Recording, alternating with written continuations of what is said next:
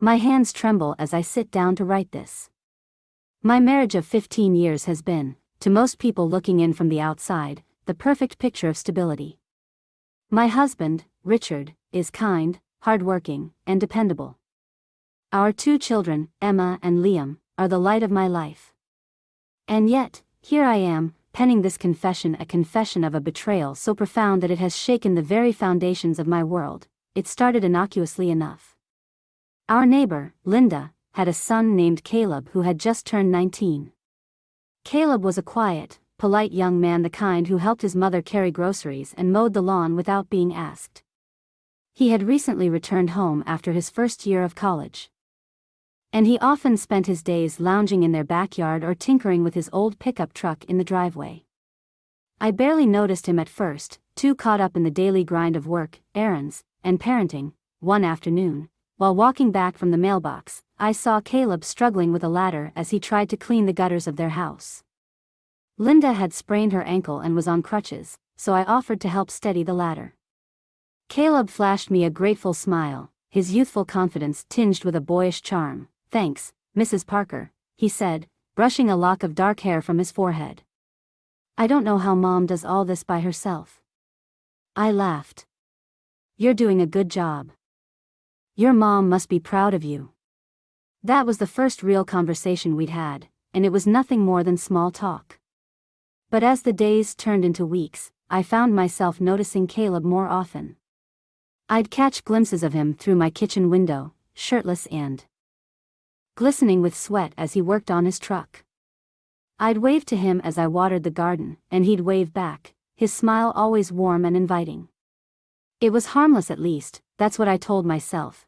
The first crack in my resolve came on a particularly hot day in July. The kids were at summer camp, and Richard was working late. I was sitting on our porch with a glass of iced tea when Caleb strolled over, a mischievous grin on his face. "Mind if I join you?" he asked, holding up a bottle of lemonade. I hesitated for only a moment before nodding. "Of course. Take a seat." We talked for hours that evening, our conversation flowing effortlessly from one topic to another.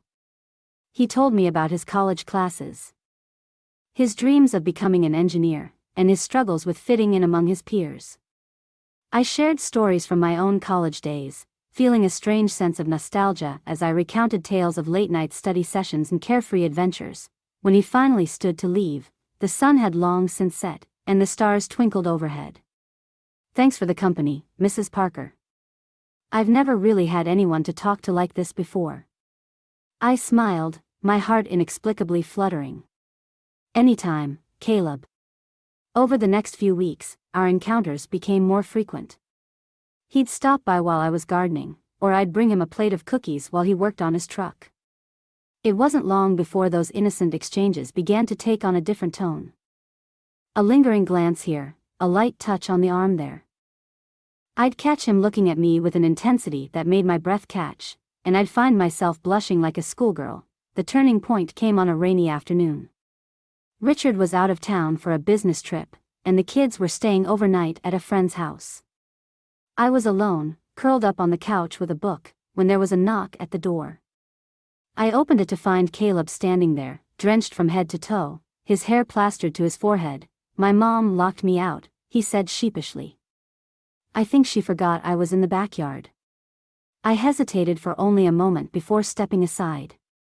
"Come in. You're going to catch a cold out there." He stepped inside, his proximity sending a jolt of electricity through me.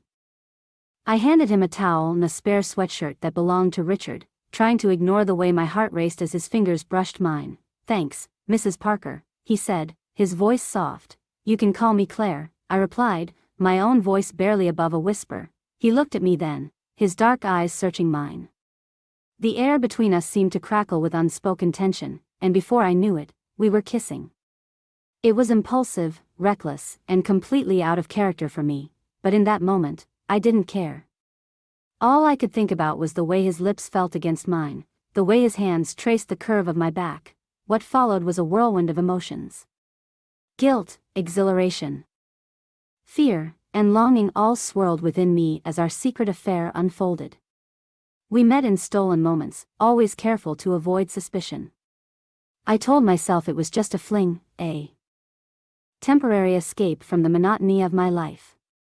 But the more time I spent with Caleb, the harder it became to deny the connection we shared. Of course, secrets have a way of coming to light. It was a careless text message that did us in, a message from Caleb that Richard stumbled upon while using my phone. His face turned ashen as he read the words, and when he looked up at me, his eyes were filled with a mixture of hurt and disbelief. "Is this true?" he asked, his voice trembling. I couldn't bring myself to answer, but my silence spoke volumes. That night, our perfect facade crumbled. Richard packed a bag and left, taking the kids with him to his parents' house. The emptiness that followed was suffocating. And for the first time, I truly understood the gravity of what I had done, but the drama didn't end there. Linda, furious and humiliated by the scandal, confronted me in the middle of the neighborhood. Her voice was loud enough to wake the dead as she hurled accusations and insults, her crutches barely able to keep up with her as she tried to storm toward me. Neighbors peered out from behind curtains, their faces a mix of shock and morbid curiosity. "You home-wrecking tramp," she spat. "You've destroyed my family." I wanted to respond, to defend myself, but what could I say? She was right. Instead, I stood there, frozen, as the weight of my actions crashed down around me. Later that night, Caleb's truck roared into my driveway. I opened the door to find him standing there, his face a mixture of desperation and defiance. "Run away with me," he pleaded, his voice cracking. "We can leave all of this behind." For a fleeting moment, I considered it. The thought of escaping the mess I had created was tempting. But reality set in quickly. "Caleb," I said, my voice firm despite the tears streaming down my face. "This isn't a fairy tale. We can't just run away from the consequences." His shoulders slumped, and he left without another word. I watched as his truck disappeared into the night, my heart breaking all over again. I haven't seen Caleb since that day. Linda moved away shortly after the truth came out, and I've been left to pick up the pieces of my shattered life. Richard has filed for divorce, and my relationship with Emma and Liam is strained at best. I've started therapy, hoping to understand why I made the choices I did and to find a way to rebuild what I've lost. As I write this, I'm filled with a mix of regret and clarity. I don't expect forgiveness, nor do I feel I deserve it. But I've learned that the path to healing begins with honesty, no matter how painful it may be.